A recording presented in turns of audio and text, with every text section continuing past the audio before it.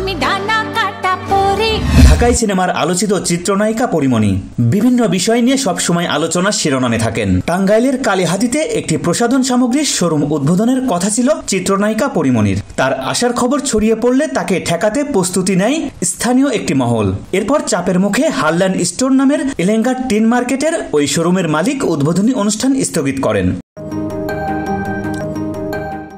Showroom উদ্বোধনে বাধা পাওয়ায় ফেসবুকে ক্ষোভ প্রকাশ করেন চিত্রনায়িকা পরিমণি। ফেসবুক প্রোফাইলে তিনি লেখেন, এত চুপ করে থাকা যায় নাকি, পরাধীন মনে হচ্ছে, শিল্পীদের এত বাধা কেন আসবে, ইনসিকিউর ফিল হচ্ছে, এমন স্বাধীন দেশে নিরাপদ নই কেন আমরা।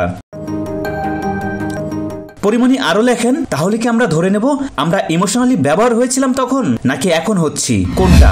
এর দায়ভার কিন্তু আমাদের সবার নিতে হবে। অনেকেই আবার এই পোস্টের কমেন্টে ইতিবাচক ও নেতিবাচক মন্তব্য করেছেন। একজন লিখেছেন, তুমি স্পষ্টভাষী, তাই সাহস করে লিখেছ, সবার সাথে এমন হচ্ছে। তারা লেখার সাহস, স্বাধীনতাটুকুও হারিয়ে ফেলেছে, নিজেদের তৈরি মাকড়সার জালে নিজেরাই বন্দী হলো সেলিব্রিটিরা।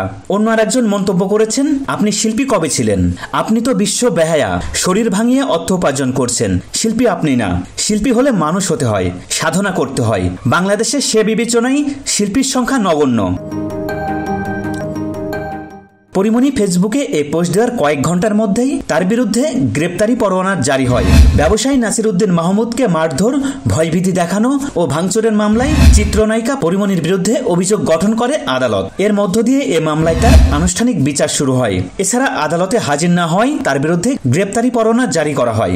2022 সালের 6 জুলাই একই আদালতে সাভার বোট ক্লাবের সভাপতি ব্যবসায়ী নাসিরউদ্দিন মাহমুদ বাদী হয়ে পরিমণি সহ 3 জনের বিরুদ্ধে এই মামলা করেন। এরপর সোমবার সকাল 10:30টার দিকে পরিমণি আত্মসমর্পণ করতে ঢাকার চিফ জুডিশিয়াল ম্যাজিস্ট্রেট আদালতে হাজির হন। তার পক্ষে অ্যাডভোকেট নীলাঞ্জনা রিফাত সুরভি জামিন চেয়ে আবেদন করেন। শুনানি শেষে সোমবার সকালে ঢাকার চিফ জুডিশিয়াল ম্যাজিস্ট্রেট আদালত 1000 টাকা মুচলেখায় এই অভিনেত্রীর জামিন মঞ্জুর করেন। সুব্রত বিশ্বাস, আমার টিভি।